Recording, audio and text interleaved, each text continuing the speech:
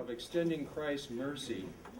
We've had some wonderful foundation laying with Dr. John Pless, and yesterday we began to look more in practical ways of what does that look like lived out in our communities. We heard from the organization Someplace Safe.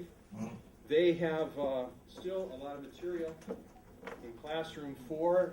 It looks like you've been helping yourself, and the piles are a little smaller in there. That's wonderful. But for example, a resource guide for mandated reporters. They have a handout on that. There can be peace and hope for you or someone you love. Isolation, blame, hitting, humiliation, forced sex, neglect, jealousy, control, name-calling, abuse is words and actions that hurt. So a lot of great resources for you in there. There's also business cards with contact information that you can pick up. And they asked, in the back of your packets yesterday, there is a Someplace Safe training and education evaluation form, and they asked that we fill these out and get them back to them. You can turn these in to me, or you can just set your copy up on the piano and I'll collect them and make sure they get those. So I would encourage you to take some time and fill that out if you haven't already, and just get them to me or put them up on the piano and I'll see that they get those. A foundational book that we recommended, which really inspired the theme that we're using at this J term, is Christ Have Mercy, How to Put Your Faith in Action, by Matthew Harrison. Matt Harrison is now the president of Lutheran Church Missouri Synod. Excellent foundational work in here. And Brian is going to be referring to a great little book, When Helping Hurts. One of the things that we're concerned about whenever we talk about extending Christ's mercy into the communities is the problem of dependency. And one of the things that can work in our favor in overcoming dependency in our communities is coming to a deeper understanding of what poverty is. We tend to think of it simply in terms of lack of material resources. It's much deeper than that. And this book will give you some very practical help in the latter part of the book, but it also, in the former part of the book, help you to better understand what poverty is and the issues that we face.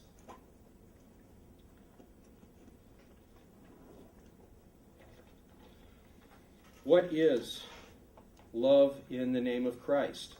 If you were to go to the website, you would see a definition that goes like this: what Love Inc. is. Love Inc., and that is love in the name of Christ, is a strategy to help churches come together to help their neighbors in need, a partnership of local churches that links Christian volunteers and ministries to people in need, a movement of Christian churches working together to show God's love to those in need, a model for implementing Christ-like relational ministries that transform lives, both those being served and those who serve, a method for mobilizing local church congregations to live out the two great commandments of loving God and loving their neighbor, a network of affiliates supporting and encouraging each other, a collaboration between local churches and their community, that is, agencies, ministries, government, schools, to provide effective help for the disadvantaged, and a vehicle that helps churches collectively and individually fulfill their biblical mandate to reach out to their community.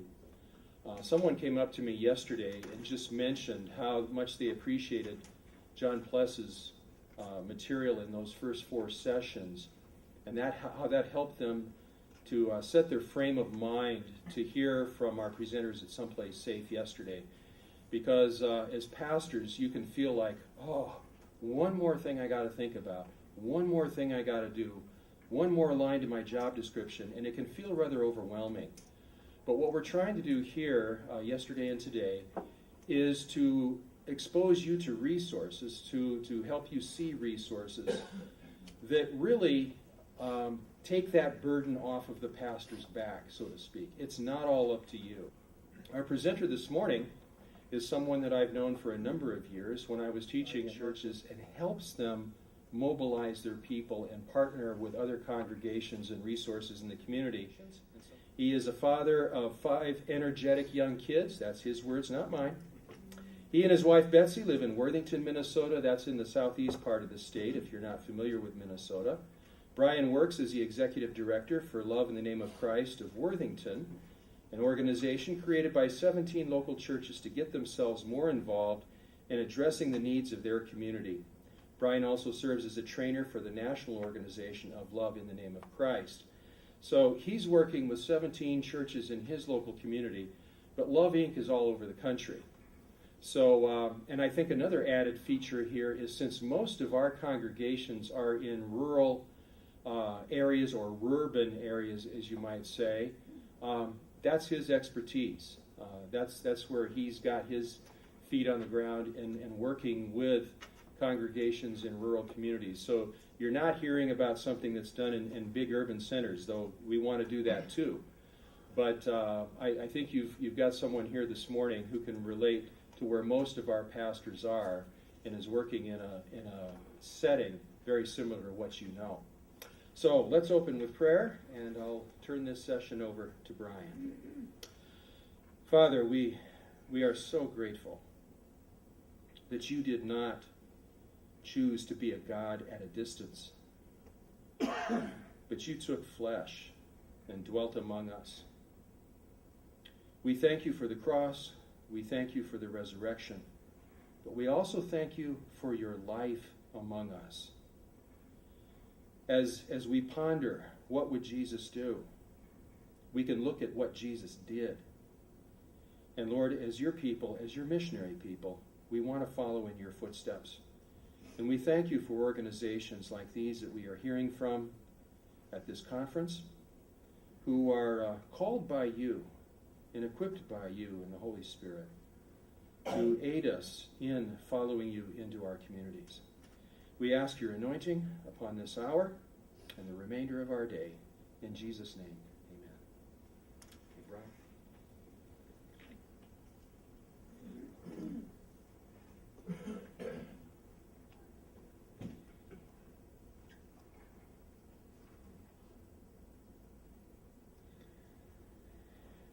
Jim got a pit in his stomach as soon as the secretary let him know that the family wanted to see him. He'd see them pull up, a young mother and her 2 small children, in an old beat-up car, and he knew why they were there. Susan was polite. She introduced herself, thanked the pastor for his time, and then explained her situation. She was a single mom trying to raise 2 small children, one school age, one still in diapers. The father of the children had abandoned them abruptly, and although Susan pursued child support payments, his work was sporadic, and so were the child support payments. She said she struggled to get by. She struggled to get a job herself. With no college education, her opportunities were limited. And on top of that, a minimum wage job just didn't pay enough to also support daycare. She had fallen behind on her rent. She had recently gotten an eviction notice. She struggled to put food on the table, and diapers were almost out in the house. She said that she had grown up in the church before Pastor Jim's time there, and so she thought that maybe they'd be willing to help her out. She also asked about the children's programs at the church, Sunday school, things like that, but those questions seemed half-hearted, and she finished by once again asking if there'd be any financial help available. Jim felt the pit in his stomach grow. He always hated these requests. He thought of Jesus' command to give to those who ask of you. But he also thought of the church business meeting a few weeks back and the pointed questions about the church's benevolence fund. How could we be sure that this money was actually helping people? Were we just supporting someone's lazy lifestyle? Or even worse, perhaps supporting a drug habit? Jim looked at Susan. He wanted to believe the best. He wanted to believe that a financial gift from the church would help her to get back on her feet. He wanted to believe that help might be a practical sign of Jesus' love in her life and renew her faith in him. Jim wanted to believe, but he didn't. His own cynicism told him that likely the help would only be a Band-Aid, that it wouldn't change Susan's circumstances, that only a few months down the road she'd be back where she was now, and perhaps approaching the church once again for help. Jim just wished there was a way for him to discern Susan's deeper needs and to be able to address them. Now, how many of you can relate to a story like this? What other thoughts or feelings might Pastor Jim have as Susan is sitting in front of him? Feelings that you have had before? Guilt. What else? Maybe you're being lied to. Yeah, trying to figure out, is this a lie? Is this truth? That discernment piece. Other thoughts or emotions? Hopelessness. Is there even a solution? Is there a good solution? Anger. Anger at dad. Yeah, anger at those who affected and caused this situation for this family. I think of inadequacy, wanting to help but feeling you don't have anything to offer. Let's turn the tables. What is Susan thinking and experiencing at this point? Shame. Absolutely. Shame at having to ask for assistance. Despair. That hopelessness piece, once again, on both sides of this conversation. I'd also say anger, once again. Anger at the father for causing this situation. Fear. Fear of not being a good mother. Fear of not being able to care for her own children. Fear of what the future holds. And I would just finish with exhaustion and hopelessness. And that feeling of no hope in the future. Well, what options does Jim have?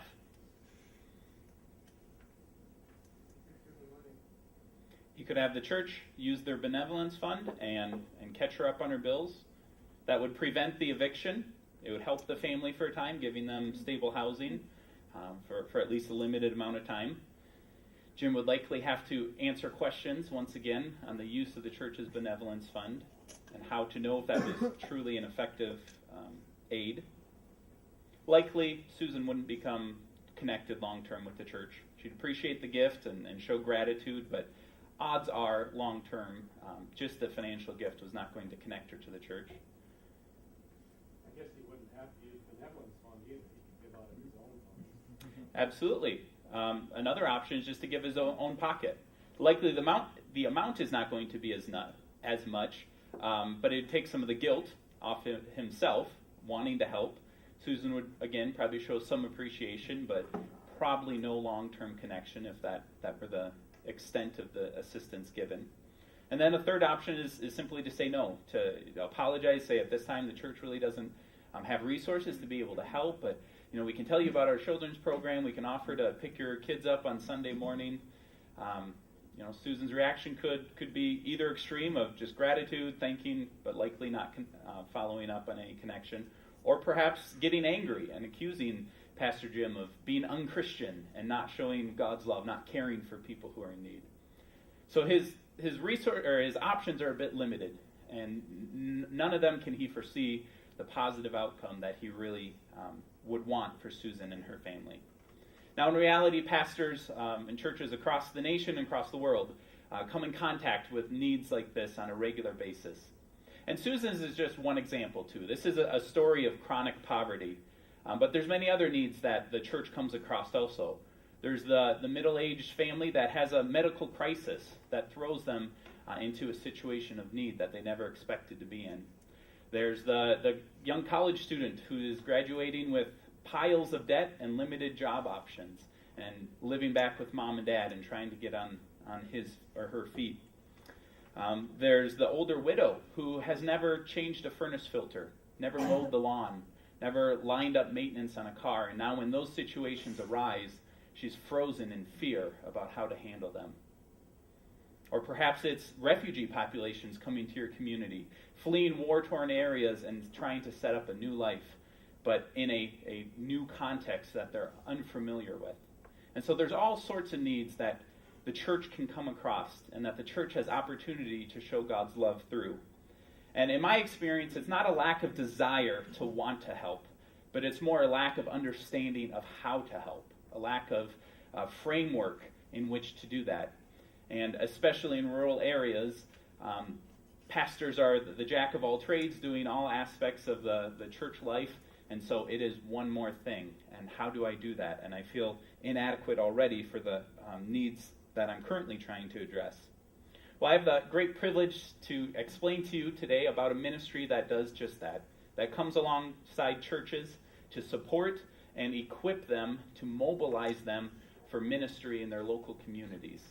This ministry is called Love in the Name of Christ, and I get the great privilege of working with it in my local community, but also to get to go around and cast the vision to see what other communities might be interested in starting a local affiliate. Before I get into that ministry, though, I want to focus in on one particular group of people that often approach the church for help, and that is the people group that Susan would fall into, those living in chronic need or chronic poverty. And so I want to take some time to discuss that, both to deepen our understanding, first of all, of those individuals, and then to talk about how traditional forms of assistance that churches, government, community organizations often offer in our North American context do more harm than good, and then to cast a vision for how we can start to change that approach. I'm going to be drawing from three main resources today.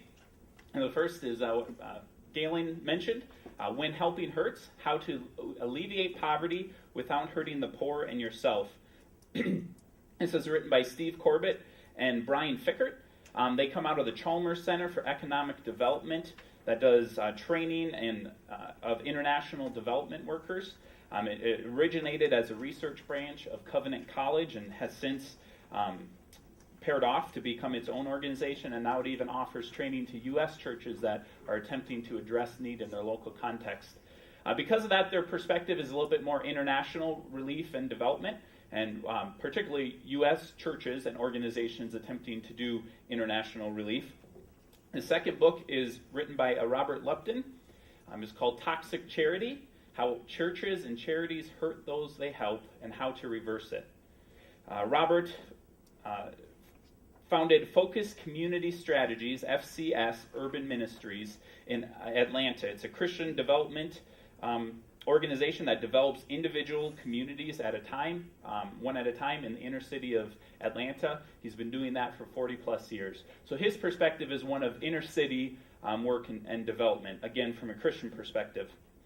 The third book, or resource, is actually one of a three-part series offered by Lois Tupy. Lois is a executive director of a fellow Love Inc. Of the Treasure Valley in Nampa, Idaho. She also is a national trainer for the Love Inc. organization. She's been with Love Inc. for 15 plus years. Nampa, Idaho is a smaller suburb west of Boise, and so her perspective is more of the suburban, rural context in North America.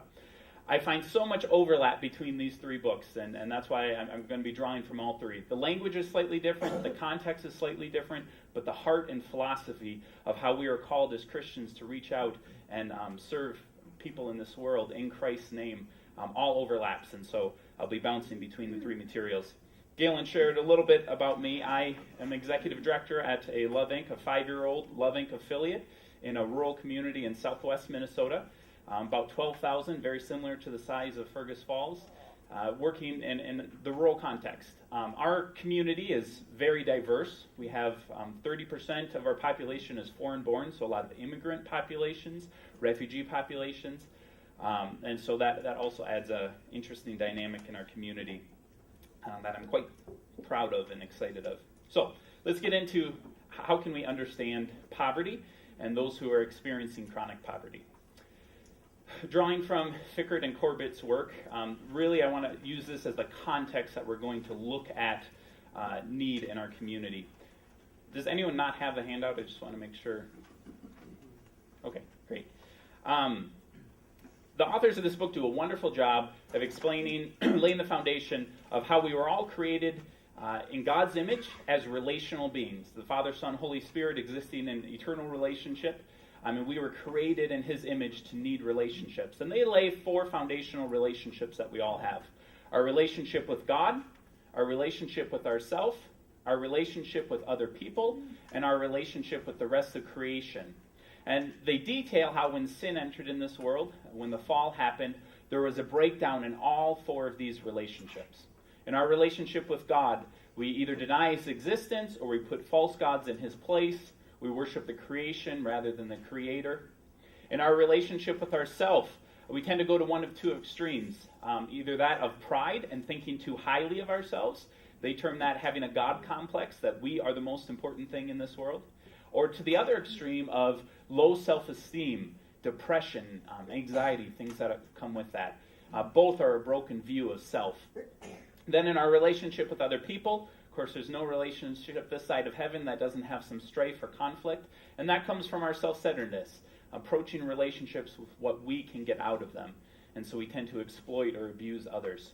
And then our relationship with the rest of creation. Again, we kind of go to one of two extremes, either that of laziness, not wanting to work and care and provide for ourselves or to take care of the earth that God has put in our keeping, or the other extreme of workaholic and worshiping the creation rather than the creator, and striving for material possessions and finding our fulfillment in that.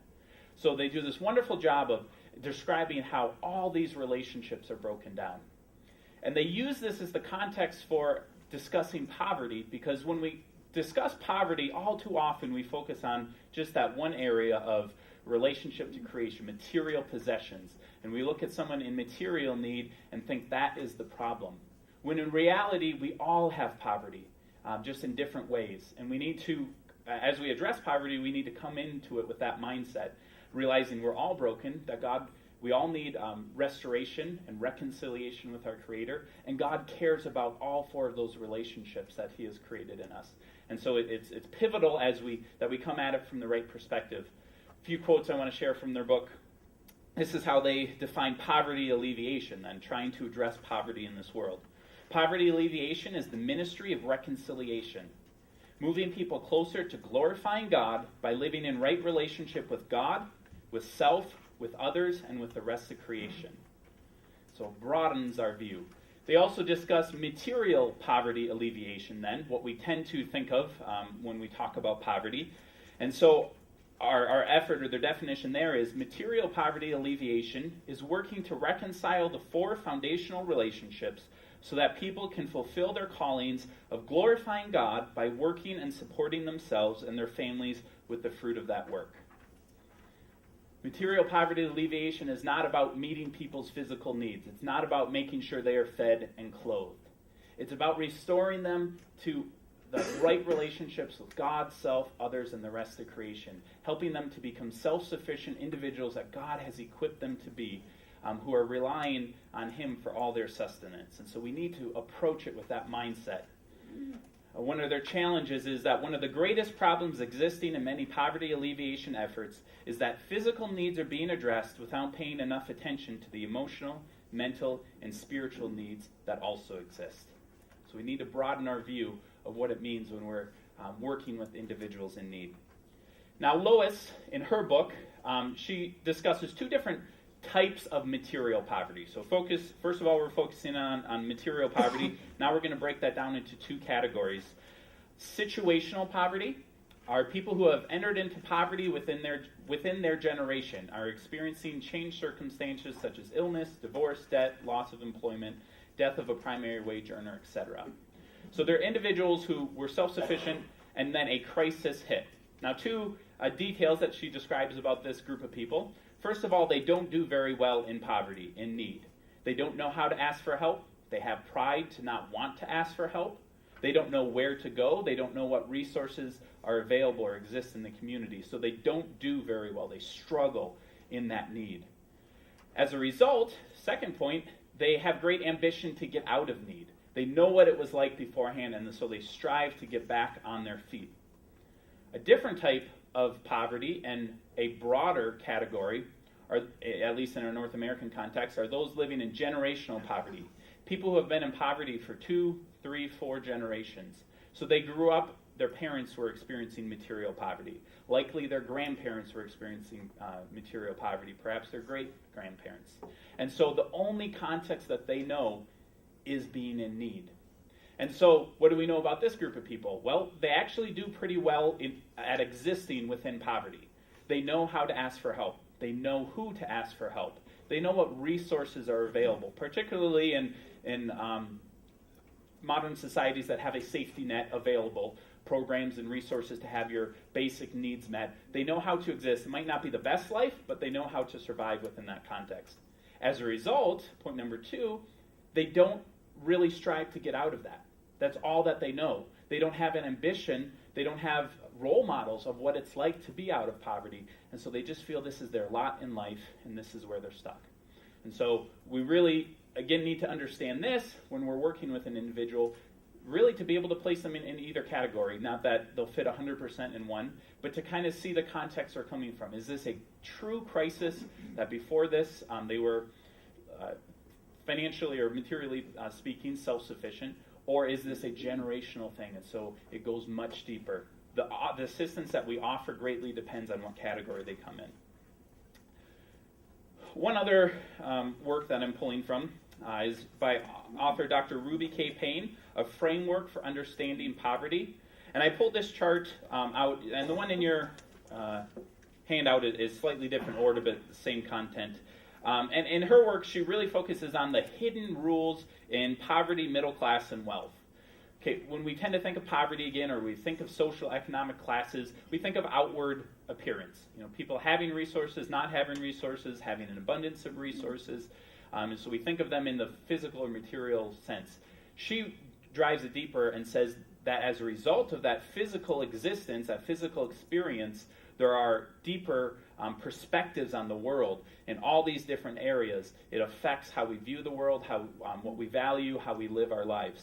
And so this was foundational for me as I started working with, through a Love Inc. affiliate, working with people in need, to understand. All too often, when we're working with individuals in need and trying to address their situation, we're speaking a different language when speaking about the same thing. And so we're butting heads, and it's often just different perspectives rather than the actual how-to of what we're doing. It's more about the why. So to understand that, I think number 1 in your handouts is driving force, and I want to start there. And poverty, what is the driving force in life? Really, it's survival. It's just trying to make it through today, make it through this week. How do I care for myself, care for my family? Susan approaching the church. How can I get our rent caught back up, and how can I feed my kids this week? That's survival. As a result, the other 2 things that kind of come with that are relationships and entertainment. It's day-to-day survival, so who are the people around me that I can draw from and have enjoyment with, live this life with, and entertainment. How can, I'm struggling day by day, what can I do to at least enjoy life? So survival, relationships, and entertainment. When we go to the middle class, the driving force tends to be work and achievement. This belief that I can make the future better by what I do now. So hard work will get me setting goals and climbing that ladder. Wealth, well, they're at the top of the ladder. So it's not necessarily of how am I going to get to where I want. I'm where I want. I'm pretty self-sufficient. So it's more about financial, political, and social connections that I can nurture within this context. I start with this one because this really just flows through all the other categories. Possessions. What do we value most as our possessions? Those in living in poverty tend to value people the most. It's the people around them that they truly care about. Middle class, we tend to value things, material possessions. What's that summer home or that new car or the boat, the big screen TV? What things can I acquire and work hard for and achieve to enjoy the hard work that I've put in? Wealth, well, there's an abundance. You don't have to worry about being able to save up and buy that big screen TV. You can just buy it. So it's more of the one-of-a-kind objects, the legacies, the pedigrees. What can I have that no one else has? And so that becomes what they value most in life. This affects how we spend our time. In poverty, the present is most important. Decisions are made for the moment based on feelings or survival. So what is going to bring me the most enjoyment right now? Or what's going to get me through this week or through this month? The present is most important. Middle class tends to think about the future. Again, my choices today will affect my future, and this is my goals for the future. So we're forward focused. And what I found interesting then is upper class or wealth tends to be a little bit more backwards focused. It's legacy and pedigree and tradition and history. How do I maintain the family name and the family traditions? Continuing money. This is probably the biggest area where we look at individuals in a different social class and we just butt heads. How could they possibly handle money that way? Well, it all comes to this driving force and this perspective on life. Those in poverty, money is something to be used or spent. I got some money. I don't know when the next time I'm going to get some money, so what can I use this for right now? I've been wanting that TV for a long time. Let me get that TV. Now all the guys will come over to my house to watch the game. Again, people, relationships, entertainment. I don't know when the next is going to come, so what can I get the most enjoyment right now? Middle class, well, I have a steady stream of income. Might not be in abundance, but it's a steady stream, so how can I manage this? Again, these are my goals, so if I save some here, or if I think I can finance this thing, so I'll make payments on it, but I can see with my monthly budget that I'm going to be able to do it. So how do I manage my money and direct it to where I want to use it for? Wealth, there's an abundance. Don't have to worry about that steady stream. I have an overabundance of it. But I don't just want it to sit around and do nothing. So how can I use my money to make money? How do I invest it? How do I conserve it and use it wisely? So this driving force affects the way that we view all these different areas of life. Food, I think, is the most fun one to kind of understand or to really sink into our minds. Okay, I see the difference here. And that is poverty. What's the key question? Did I get enough? I don't know when my next meal is going to come, so am I full? Was I able to fill myself? Middle class, we don't have to worry about what our next meal is going to come from. And so we can pick and choose. Did it taste good? If this doesn't taste good, I'm going to throw it out. I'm going to get something that does taste good because food is something for enjoyment, not necessarily for sustenance. And then wealth, I've heard it said that if you eat enough lobster, it all tastes like chicken. So it's not necessarily the flavor as much as the presentation. How do I have well-presented food? So you see, again, I said this is the funnest one, I think, to really see the perspective and how that affects every area of our life. Last one I'll focus on, I wish I could go through all these, but clothing. Because again, this is very applicable when trying to work with someone in poverty and address their needs or situation. In poverty, clothing is valued for individual style and expression of personality. I can't buy that car to show off who I am or to buy that summer home or whatever it is, but I have enough money generally, or can scratch together some money to buy the clothing that's going to express who I am. So that's really their self-expression. Middle class, clothing is something that allows us to fit in. It's valued for quality and acceptance into the norm of middle class. So the label might matter that this is a good brand, but I'm going to dress in a way that's going to allow me to be accepted where I want to work or live. And then wealth tends to be, clothing is valued for its artistic sense and expression. Designer names become important. Again, kind of the one-of-a-kind stuff that you can wear. This one, as I said, affects when we're working with someone in poverty. Something I didn't mention on this chart, this is not to say one group has it right and another has it wrong. We can learn from each other. So when working with someone in coming from a poverty mindset, of poverty experience, we don't have to say, well, the way you dress is wrong, and then let me tell you why. But we can say, hey, I understand that the way you dress really expresses who you are. I think that's a wonderful thing that you have that self-knowledge and use that to express. However, when you're going to this job interview, let me explain to you what the business owner is probably thinking and what they're going to be looking at. And so as you dress or plan what you're going to wear to this job interview, you really should have their perspective in place. Doesn't mean you have to change how you dress at all times, but when you're going to this interview and if you get the job, when you're showing up to work, you should really focus on what the employer is going to be looking for. And so we can learn from each other without putting the other down.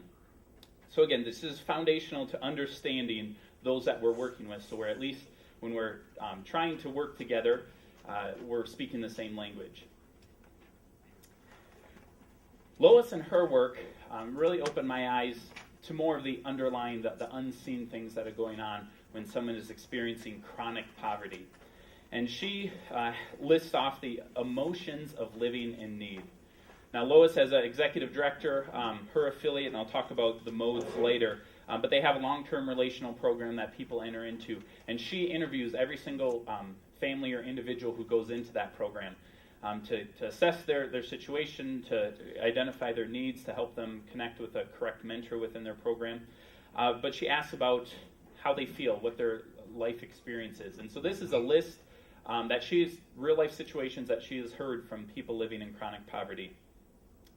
They feel powerless, they feel hopeless, they feel worthless, embarrassed, insignificant, unimportant, incompetent, dependent, defeated, helpless, angry, entitled, rejected, unloved, humiliated, and imprisoned.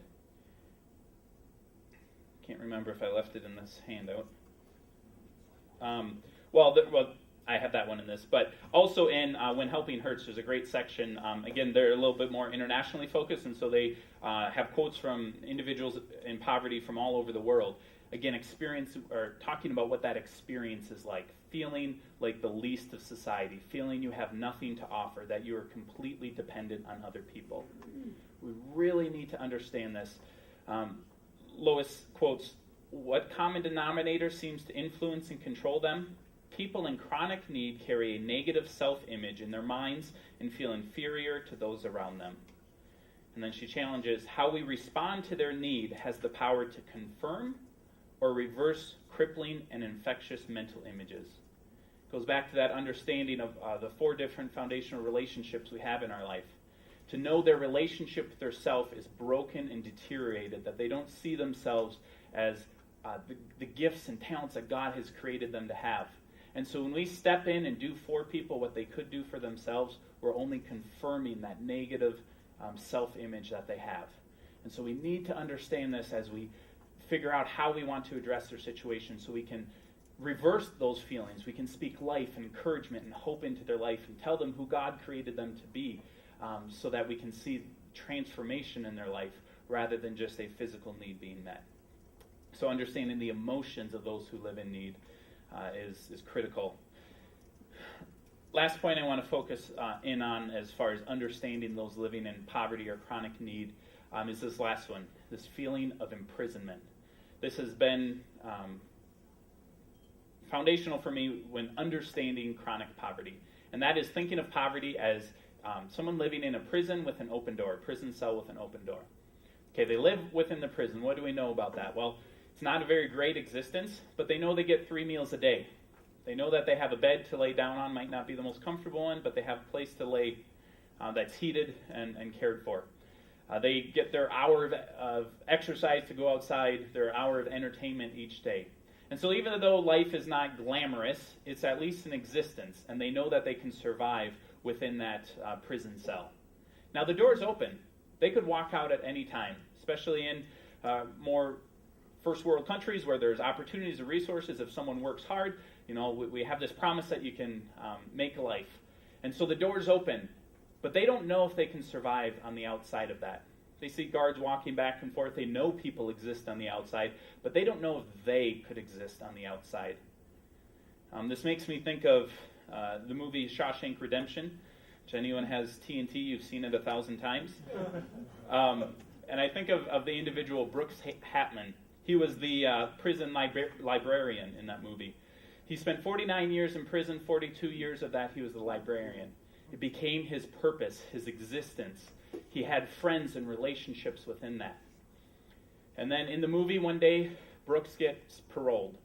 They set him up with a job. They set him up with an apartment. They give him an existence on the outside materially. But what does Brooks do? Shortly after that, he takes his own life because he didn't know what life on the outside was like. And it was an existence he didn't understand. And so he missed what he had. Can I make a brief comment? Absolutely. I'm out in Pennsylvania, and for the last 9 years I've been vice chairman of our prison board, county prison board. We have 700, it's a pretty good sized county, 700 in the prison. And what you're saying is so true. The biggest problem that we find is when they get out of prison, like they're only there for like 2 years in most cases, but when they get out, re-entry back in the community is the biggest thing. And if they cannot get back on their feet out in the community, they end up right back in. So what we did was we took all the county agencies, got them all together into a re-entry coalition. Now we've even included some of the churches in that want to be involved too, to help them get the resources they need when they get out the door. If they don't have those resources, they will end up right straight back in. and it's a recycle, goes over and over again. So we found that the most important thing was re-entry back into the community, otherwise they come back. And thank you very much for sharing that. And that not just that initial setup, well, okay, we'll get them, an employment and a housing, and now we're going to leave them on their own, but walking with them through that. And so as churches, whether it's actual someone in prison and getting out, or someone in chronic poverty, a virtual prison, it's stepping inside that prison door and saying, hey, would you like to come out with me? I promise to stay with you until you feel that you can survive on the outside. I'm going to be with you, and I promise not to leave you. It's investing time and energy over the long term until they feel, hey, I am surviving on the outside here. So it takes more than just telling them, hey, the door's open, look at this, you can come out here, we'll even set you up. But it's saying, I'm going to walk with you and I will be with you until you feel confident. I should record your story and use it. Okay, so this was all to help us understand poverty, understand the frame of mind that individuals who come to us for help are coming from. Now let's talk a little bit about how to address poverty, ways that have been done and ways that improvements that can be made. In their book, Corbett and Fickert do a good job. Again, their context is a little bit more international development, and so they break it down into three categories: relief, rehabilitation, and development. And they use the example of a tsunami or a hurricane hitting a third world country. And so immediately relief is needed. If people from the outside don't come in and provide clean water and food, shelter and clothing, people will die. And so it is needed immediately. But it's temporary. It's just during that initial period, and it should be done very seldom. So it's that immediate, after a crisis hits, stepping in and helping out. Rehabilitation then is restorative. Brings them back to their pre-crisis situation. So maybe the storm hit and demolished the homes and businesses, but prior to that there was a functioning economy. And so as we come in, we're just going to work with the individuals to rebuild. We're going to help them get their homes back, get their businesses back, and they're back to their pre-crisis situation, and we can step away. They're self-sufficient once again. Development then is ongoing change, working with individuals to bring them where they weren't, where they haven't been before. And this takes intense effort working together, not doing for, but doing with individuals. And in that process, in that long-term relationship that it takes, both the helpers and the helped are changed. Our perspectives as those coming in to help are changed and formed by the individuals we come in contact with, and they are also changed in that process. So relief, rehabilitation, development. A few quotes from their book. One of the biggest mistakes that North American churches make is applying relief in situations in which rehabilitation or development is the appropriate response or appropriate intervention. So where relief should be the least frequent form of assistance, it actually becomes the most frequent form of assistance from North American churches. And that's whether it's in the international context of reaching out or in our local communities working with individuals. So they challenge to avoid paternalism. Do not do things for people that they could do for themselves. Don't view ourselves as their parent coming in to do for them what they're unable to do. And then finally, Lupton in his book has very similar feelings and quotes once again. He says, giving to those in need what they could be gaining from their own initiative may well be the kindest way to destroy people. So our goodwill, our desire to help ends up having a very negative effect when we don't think through the way that we're offering our assistance. When we just focus on the need instead of focusing on the individual.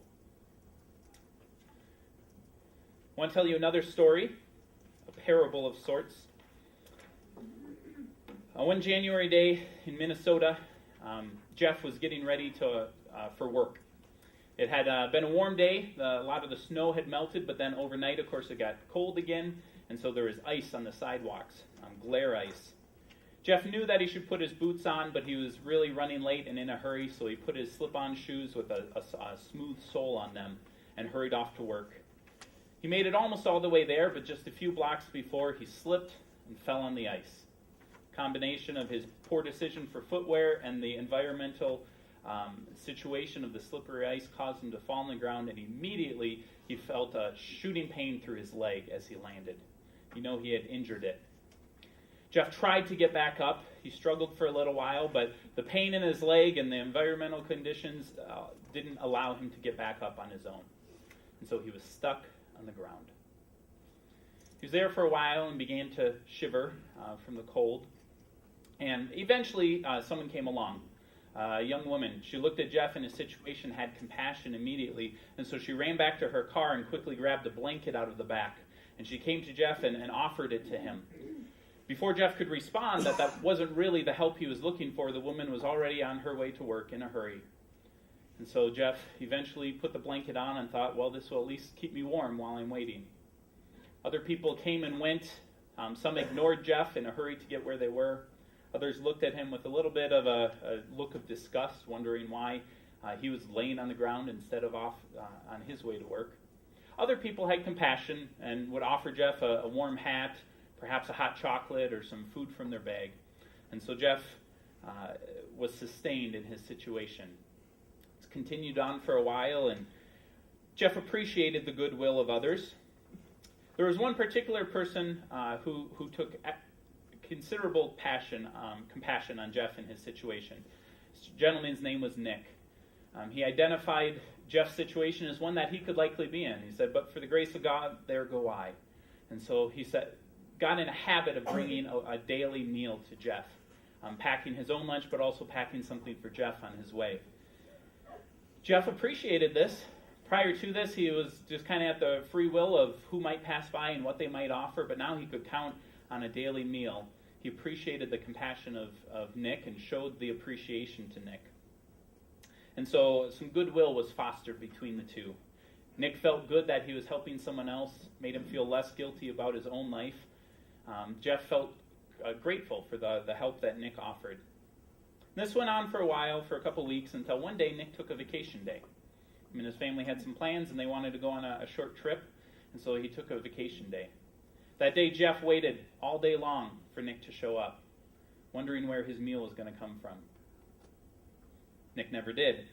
Till the next day when Nick arrived in a happy mood after a day spent with family, again with his meal packed ready to give to Jeff, Jeff grabbed it out of Nick's hand and gave him a look of contempt. He said, "Where were you yesterday?" Well, Nick explained that I'd taken a vacation day. My family and I went and did this experience, and it was a good time with the kids. And Jeff said, "Well, I spent all day hungry, waiting for a meal, and you never arrived." Well, of course, Nick was taken aback by this a little bit. Jeff, in his anger that had built up, also let Nick know that he really didn't like oatmeal, and he hoped that maybe next he'd quit bringing that and bring meals that he did appreciate more. Well, the conversation soon ended, and Nick left wondering how long he could keep helping Jeff. For the first time, he began to wonder, why was Jeff in his situation anyways? He was offended by the lack of gratitude that Jeff showed. Jeff, on the other hand, resented Nick's lack of pity. He thought, if I was in his situation, I saw someone like me in need, not able to care for themselves, I certainly would have compassion and share what I have. And so resentment grew between the two of them. This is the story of a handout. Initially, these handouts assisted Jeff in his need, but over time, they developed a situation of dependence and fostered ill will between the giver and the recipient. Lois, in her book, refers to this as charity compassion. What do we know about charity compassion?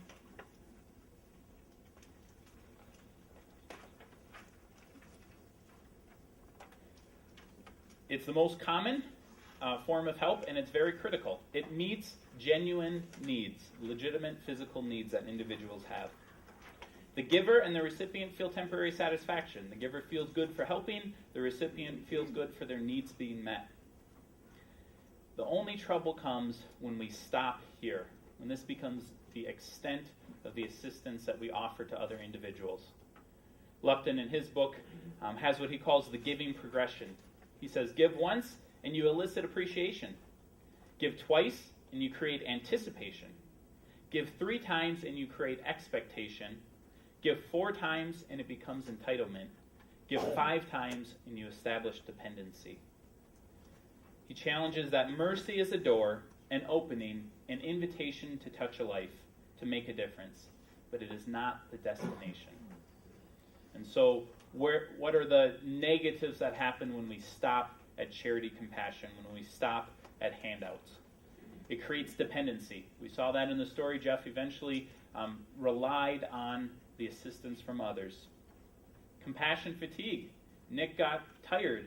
He wondered how long he could continue the assistance because Jeff's situation never changed. Distrust between individuals. The giver has the power, the recipient feels helpless, and ill will towards each other develops. It ignores the person and their situation. Nick had compassion on Jeff, but he was focused on his physical needs. He didn't stop to think beforehand of Jeff as an individual and what his situation was, what caused that situation. He just looked at him as a need. It reinforces negative emotions of the recipient. Jeff felt helpless, and those were only confirmed by the handouts that required nothing of himself. It's also based on self-serving motives of the giver. We want to help. We want the warm fuzzies of assisting our fellow man. We want to relieve some of the guilt when we see others in need and we're not in physical need. We feel guilty about that. And so by helping someone else meeting their needs, we feel a little bit less guilty about our situation. Luther has a great quote on this from his treatise on temporal authority. For cursed and condemned is every sort of life lived and sought for the benefit and good of self. Cursed are all the works not done in love. They are done in love, however, when they are directed wholeheartedly towards the benefit, honor, and salvation of others, not towards the pleasure, benefit, honor, comfort, and salvation of self. So the motives of what we do are even more important than the actualities of what we do. It's more about the why than it is about the how. If we have the why correct, our hows are going to flow out of that.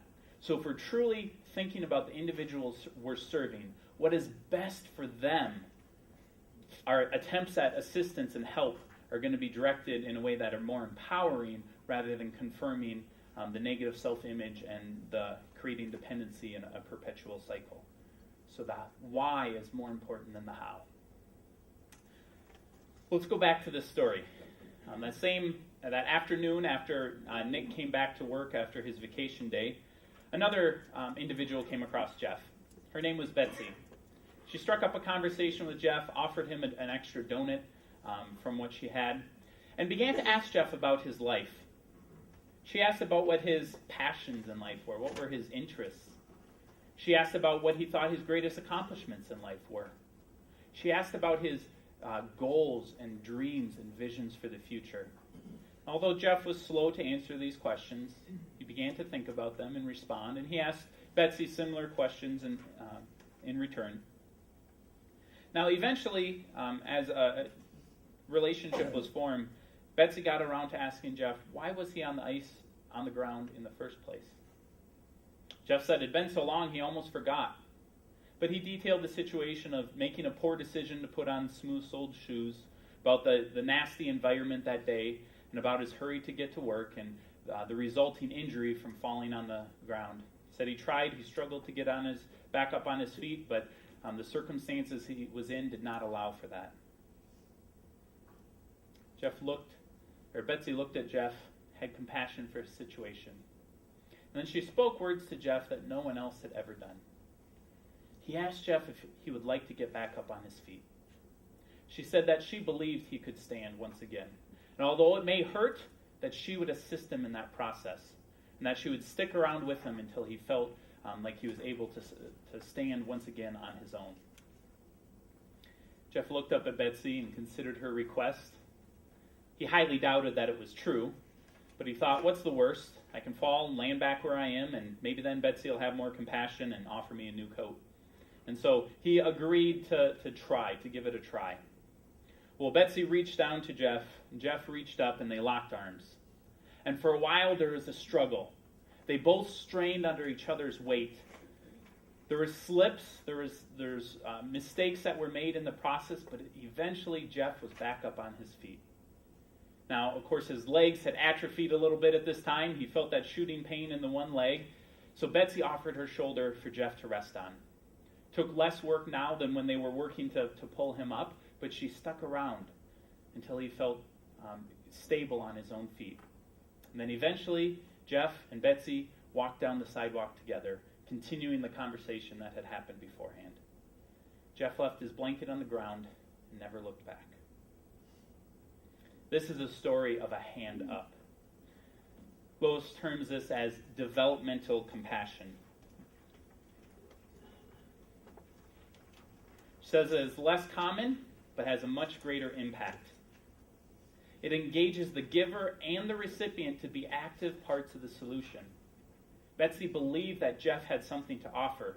She didn't offer to pick him up on her own. She said, let's struggle together. I believe that you can do this. And so they both invested. It addresses more than just physical needs. She spoke worth into his life, believed in him, and spoke those words of encouragement. It requires relationship. It's not done to or for people, but it's done with people. It has to take place in the concept or in the circumstances of a relationship. It restores dignity. Jeff now was standing on his own. He felt better about himself. He never looked back at his previous existence. It sets boundaries and expectations. Betsy let him know what was going to take place, that she was going to offer help, but that he would have to strain himself, that she would stick around until he felt comfortable, but again, speaking worth, that she believed he could eventually be on his own. And so there was boundaries around that each individual knew and understood. It does not alleviate all pain. Jeff had to struggle. He felt the pain in his leg. There was a struggle on both sides. Both sacrificed. It doesn't alleviate all pain. It's more difficult, and it requires investment of time from all parties. Betsy was likely on the way to somewhere. She put her plans on hold and invested that time in Jeff's life. So this is a hand-up approach. This is what we need to think through. What is in the best interest of the individual that I'm helping? Not just looking at their physical situation, but looking at them as holistic individuals who need holistic care as we reach out to them. We need to stop and we need to think through the long-term implications. Okay, now I've pulled from a lot of resources, a lot of good Christian development workers, but what do we see in Scripture? Is this biblical? Well, there's not a lot of great verses just to pull out of context and say, oh, here's the challenge to do developmental compassion. There's not a verse that refers to hand-ups. But I see it throughout Scripture as a theme of how God calls us to love others. Paul is writing in Galatians 6. He says, brothers and sisters, if someone is caught in a sin, you who live by the Spirit should restore that person gently. But watch yourselves, or you too may be tempted. Carry each other's burdens, and in this way you will fulfill the law of Christ. If anyone thinks that they are something when they are not, they deceive themselves. Each one should test his own actions. Then they can take pride in themselves alone without comparing themselves to someone else. For each one should carry their own load. Do not be deceived. God cannot be mocked. A man reaps what he sows. Whoever sows to please their flesh, from the flesh will reap destruction. Whoever sows to please the Spirit, from the Spirit will reap eternal life. Let us not become weary in doing good. For at proper time we will reap a harvest if we do not give up. Therefore, as we have opportunity, let us do good to all people, especially to those who belong to the family of believers. We see this dichotomy in Paul's teaching. Even though he's focusing a little bit more on sin and lifestyle, there's this dichotomy that we are to carry each other's burdens while also feeling responsibility for our own. So we need to work hard and be self-sufficient and also have care and compassion for others. And so as we work with individuals in need and want to reach out to them, we need to view that these commands are for them too, that God views them as having the ability to be self-sufficient, even though they currently need assistance from others. And so we have compassion and we reach out, but we do it in the context of belief that God has also instilled in them talents and abilities to be created, because they were created in His image to reflect His glory. Going back to the Old Testament, we see that for all time, God has had this view. He challenges in Leviticus 23, 22, when you reap the harvest of your land, do not reap to the very edges of your field or gather gleanings of your harvest. Leave them for the poor and for the foreigner residing among you. I am the Lord your God. His challenge is not to work hard to create an abundance crop, and then after we harvest that, to feel good about the abundance that God has given us, and now I'm going to take a portion of that and put it over here in a pile so when someone's in need, they can come and eat from it. No, this is planning ahead before our abundance. It's saying I'm going to set aside time and energy that when I'm doing this harvest, I'm going to leave some. So that those who have the ability to work, but they might not have the privilege of owning land, they too can come along and care for themselves with their own hard work. And so, again, it's this balance of being mindful, caring for those in need, but believing that they have value and worth to be able to do that. Read again, or continue in the Old Testament, Isaiah 58. Is not this the kind of fasting that I have chosen for you? To loose the chains of injustice and untie the cords of the yoke, to set the oppressed free and break every yoke?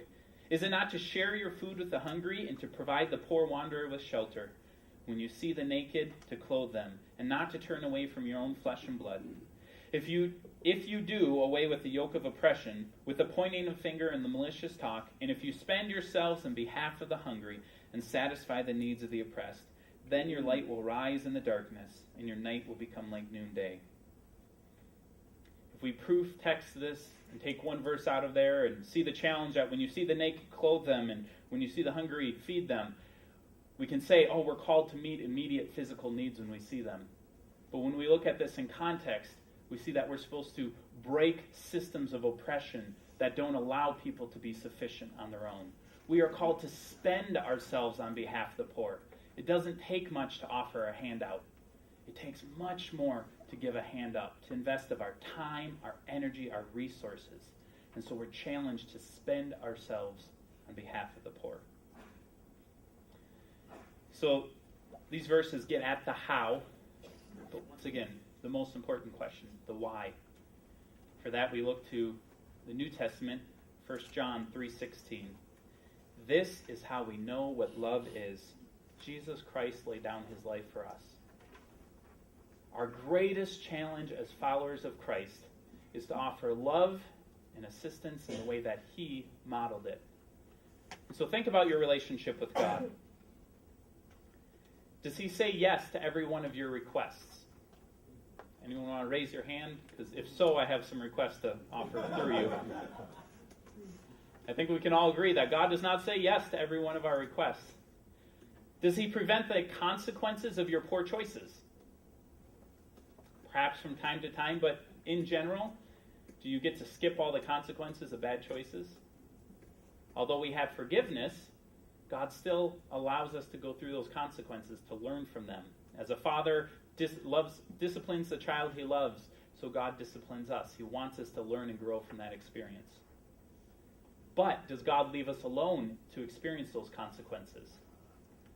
No, he offers us forgiveness and love and walks with us and restores us.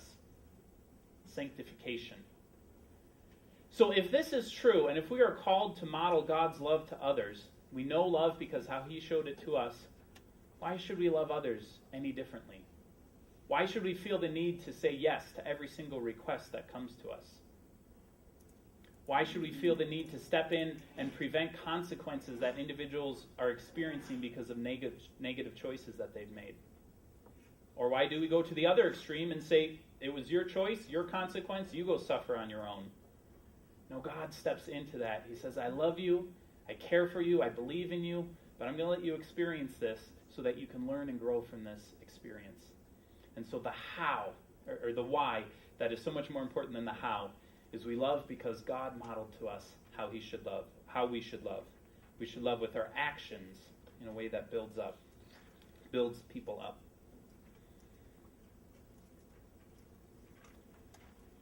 Finish this section before getting into what Love Inc. is. With Robert Lupton, he has an oath for compassionate service, and he points to the Hippocratic oath from Hippocrates, the father of modern medicine. He has this oath that the medical field still uses, and so he says, we need one in the service field. And so he sets forth offers an example. First of all, never do for the poor what they have or could have the capacity to do for themselves. Gets back to that paternalism. Don't do for someone what they could do for themselves. Limit one-way giving to emergency situations, true, legitimate emergency situations. Strive to empower the poor through employment, lending, and investing, using grants sparingly to reinforce achievement.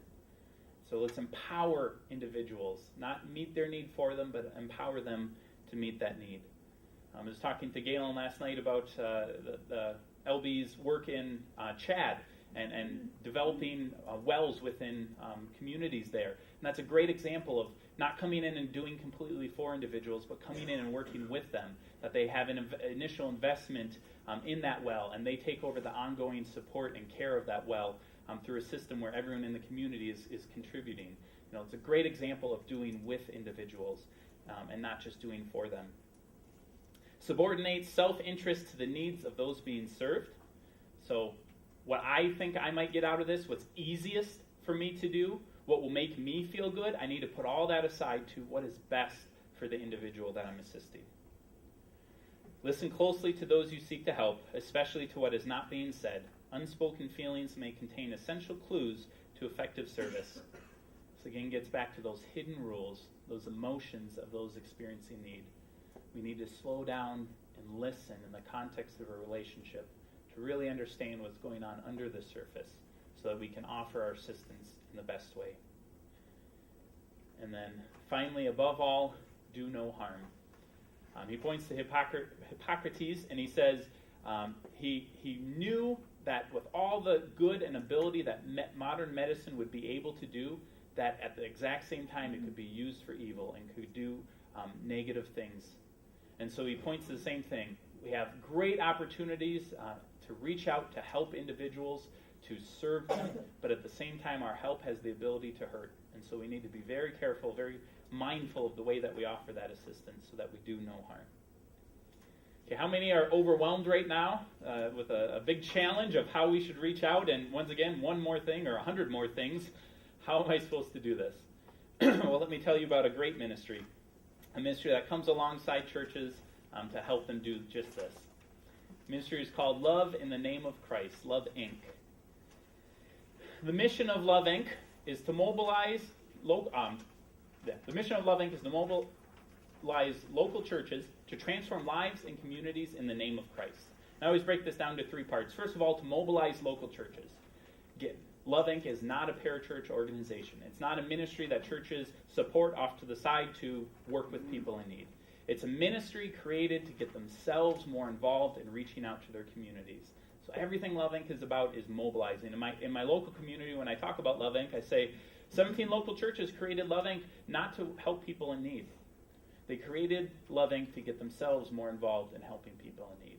And so the focus or the mission of Love Inc.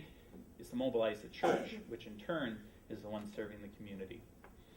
To transform lives, the hand up instead of the handout approach. It's empowering churches and giving them the structure and ability to be able to do things that are more empowering and transformative, lifting people up, doing it in the context of relationships rather than just focusing on physical need, connecting people with resources and relationships so that God can transform lives in that context. And not just transform lives of the individuals being helped, but to transform lives of Christians who say, "Here I am, Lord, use me." And then in the name of Christ, we are unapologetically Christian. We serve anyone who comes to us. There is no religious requirement on the individual requesting assistance. We don't say you have to attend this Bible study before we'll help you with this need. But the ones who do the serving are Christians from the partner churches. And so it is unapologetically in the name of Christ. We hope that our actions of love will give us opportunity to speak words of love in their life.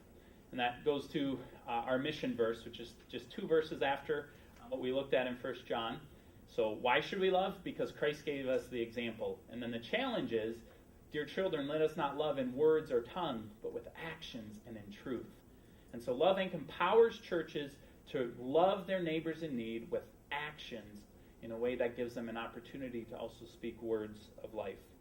My favorite quote from St. Francis of Assisi, preach the gospel at all times, and when necessary, use words.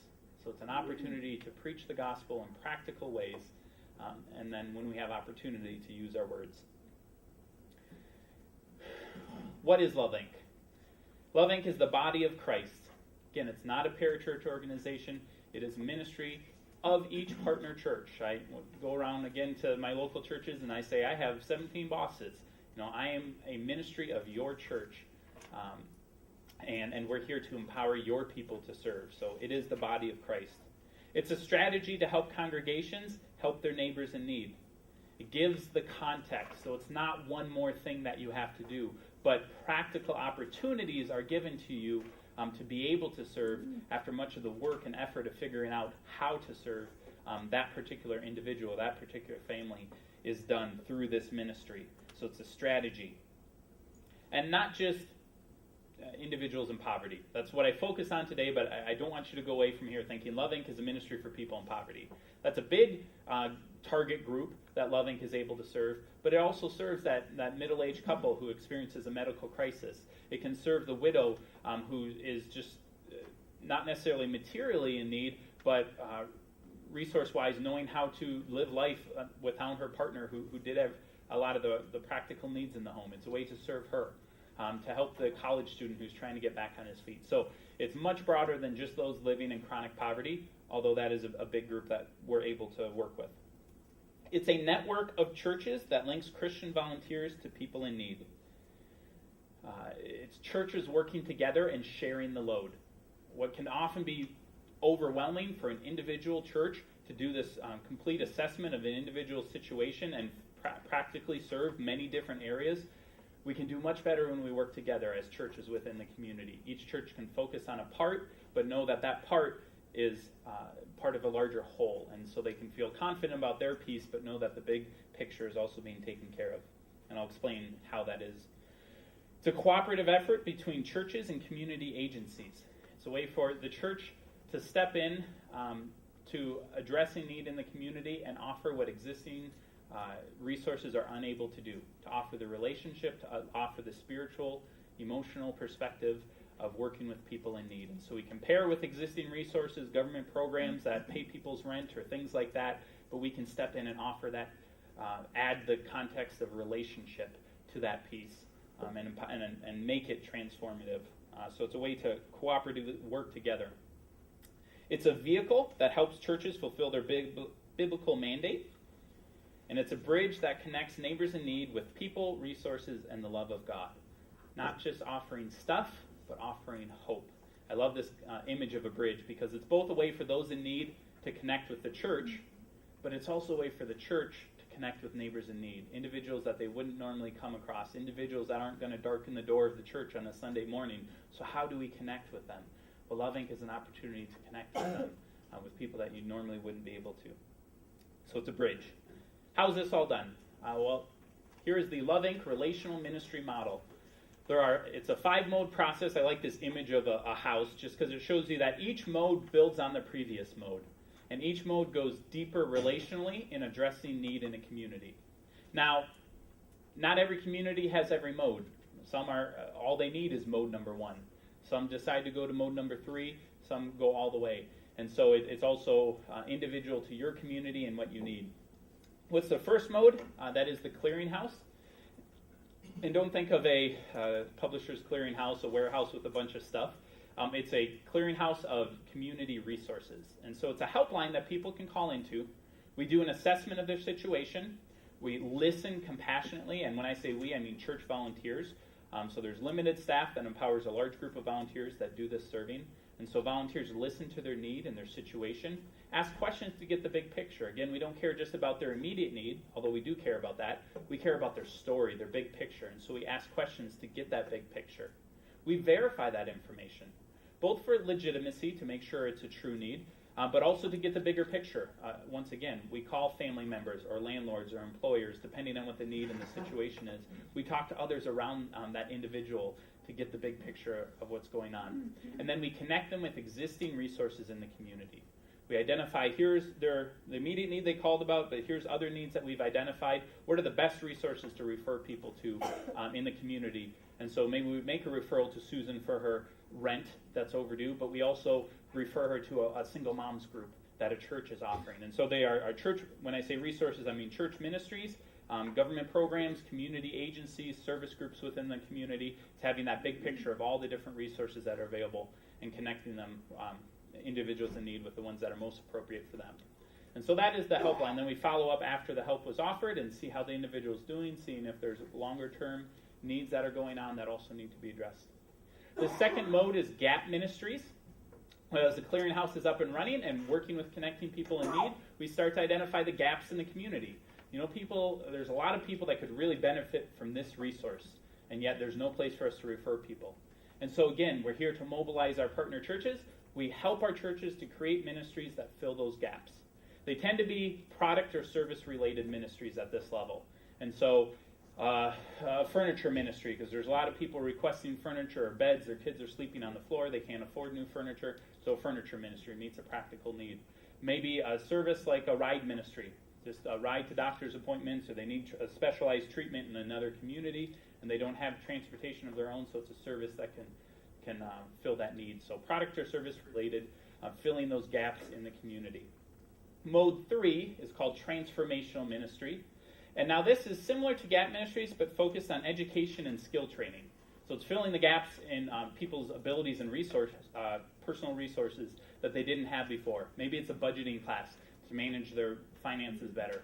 Maybe it's a class on healthy relationships so that they can set proper boundaries and maybe get rid of some negative relationships or foster healthy ones in their community. So education, skill training. Maybe it's a class on job interviewing and how to do a better job in their job search. So it's filling those gaps. Comprehensive transformational ministry, step back. Again, it's churches offering those classes, loving, empowering them, letting them know what the needs is, recruiting the volunteers to do that, but it's done in the context of the churches offering that. Comprehensive transformational ministry is after a lot of those are up and going, where you can put them together in a longer-term program, maybe a 6-month or a year-long program that individuals can enter into and go from class to class. Now, at this point, we can add mentoring, because they're going to have different teachers teaching those different courses, but what is a one-on-one mentor that we can connect them with so they have that longevity of relationship? Often it's focused on a financial mentor, kind of help them, if that's one of their needs, to manage their finances over the long term, but also just more of a coach to encourage them along in life. To point them to Christ, to show them who they are in Christ if they don't already have a relationship with Him. And then the fifth one, community transformational ministry. Well, you've heard it said that give a man a fish, you feed him for a day. Teach a man to fish, you feed him for a lifetime. But what about the health of the pond? What if the pond can't support enough fish for everyone who's trying to fish from it? And so someone is lacking. How do we create a healthier community? What causes people to continue to be in need in our community? And how can we start to address those bigger picture issues? We have some longevity in our community addressing need. We've built relationships with other resources, the government or other agencies that are addressing need. Now we have a platform to say, hey, let's work together and fix this issue. Maybe it's a need for more affordable housing in town, or a need to bring in higher paying jobs. What are the health of the community that we can, as churches, now take a leadership role in addressing and creating a healthier community. So you see how each mode goes deeper in addressing need and builds on the previous one that exists. Again, it's up to each community what their desires are, what they see their needs are, how deep they want to go or think that they need to go. To finish talking about Love Inc., I want to go through our core values and then give a little bit of time for Q&A. These really get to the heart. The mode is the how Love Inc. works. The core values are the why, or the heart, the philosophy behind Love Inc. We are Christian. Everything we say, think, and do is in the name of Christ. Again, unapologetic about that. Prayer is integral to who we are. We know that transformation cannot be initiated by an individual, but God can use us in His efforts to transform someone's life. And so we rely on Him. Prayer is integral to every step along the way, from the board, from the daily operations in the clearinghouse, to praying for individuals and with individuals. Prayer is integral to every step. We follow Christ's example of valuing people in need.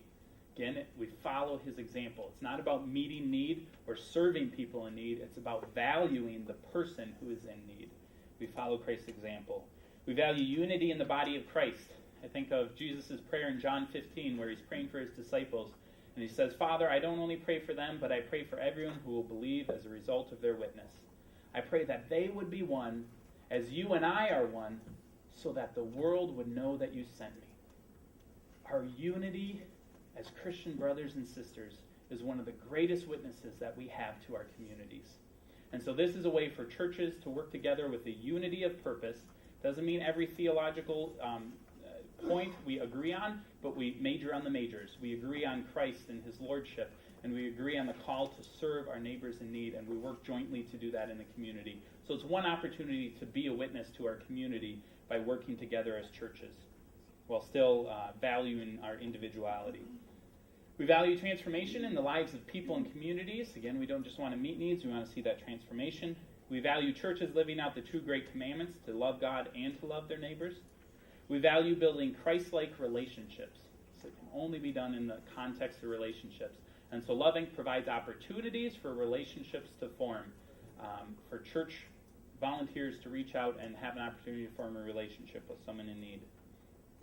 We value the connectedness of the Loving movement. There's over 135 affiliates throughout the U.S., and I think Loving, as an organization, has a wonderful balance between a national organization that provides the structure that helps affiliates get started in local communities. When the community is interested, they're the ones who pursue it, and the national organization assists them in that process of development.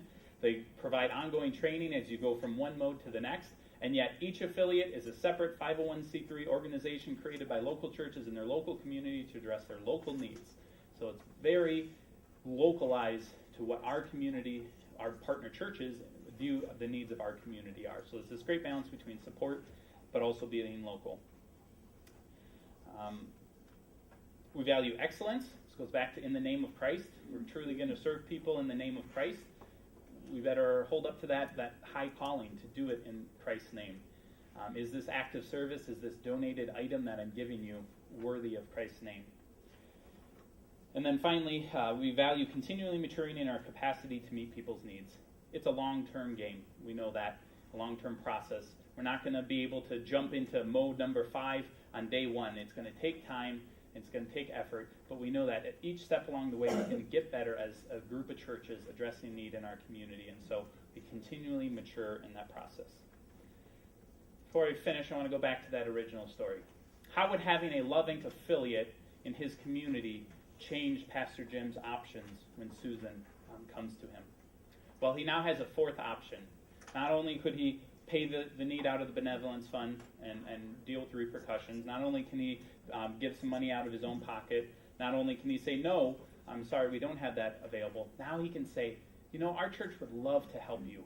And the way that we do that is we partner with other churches in this community through a ministry called Love in the Name of Christ. And I want to connect you with that ministry because they're going to do an assessment of your whole situation.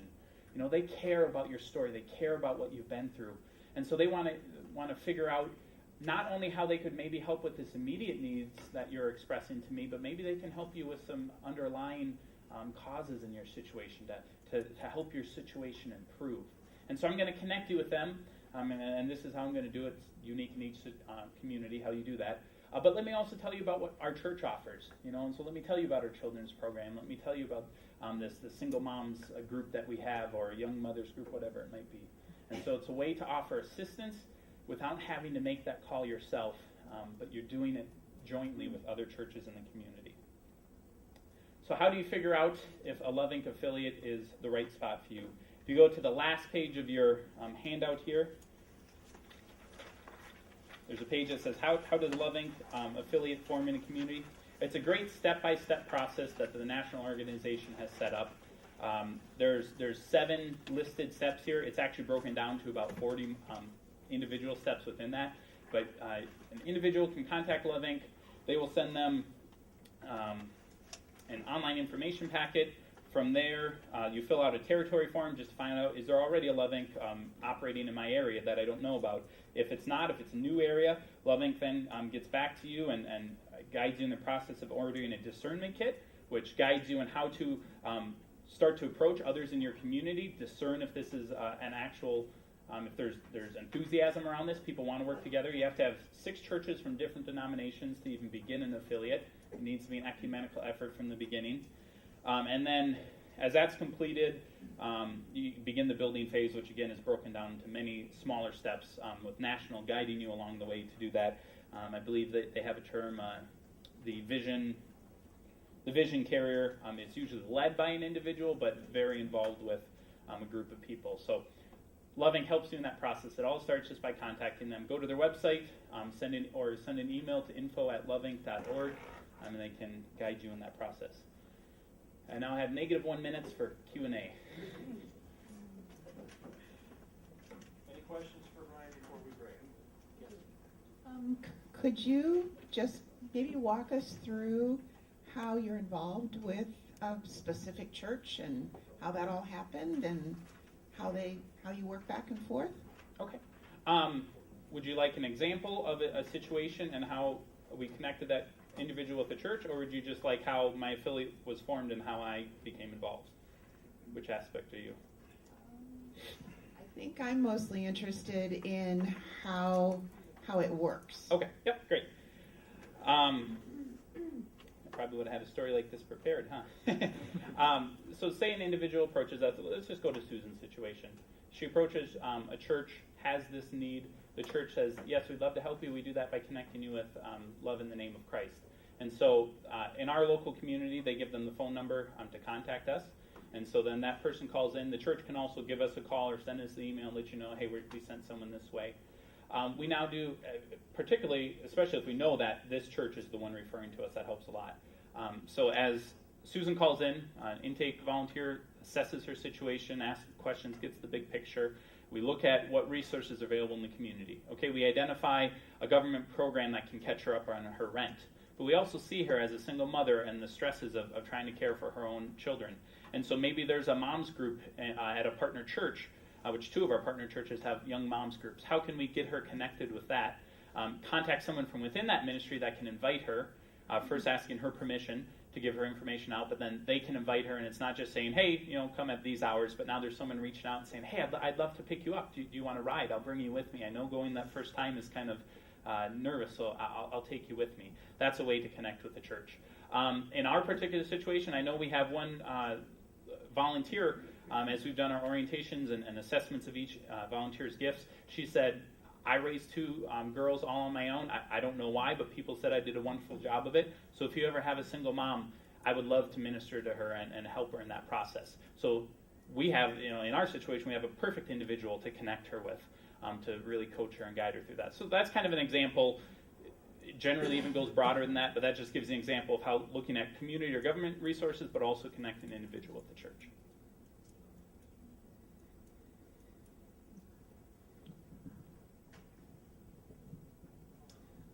Your funding, churches our church has a deacon fund that we keep replenishing to do this kind of work, and now we get involved in more of a community type of work. So how does the funding work, and how does this replace the deacon ministry in a local congregation?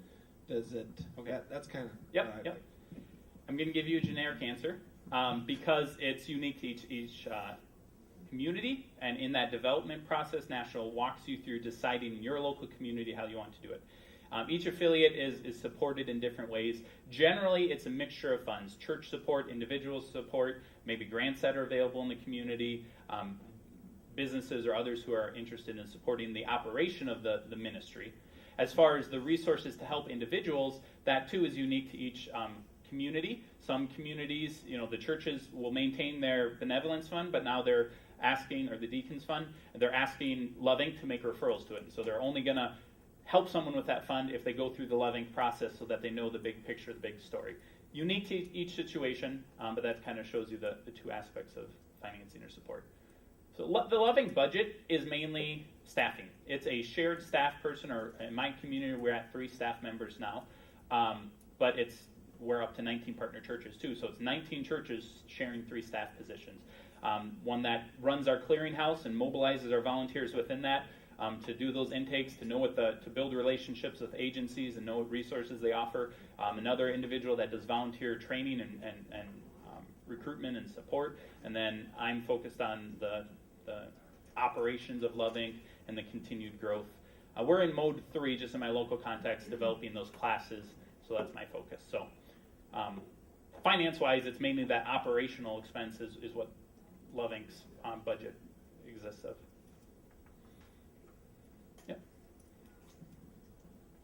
Does Love Inc. help out, and maybe how so, as somebody who might be an illegal alien? Okay. Again, up to each individual community and how they decide to address that situation. Not even each community, each group of churches, how they decide to do that. So we've had those discussions in our community. Won't tell you our answer because I'm not here to do that, but from the board, which is made up of members of all from our partner churches, we've had those discussions and decided how we're going to handle those situations. So a local decision. Okay, I'm going to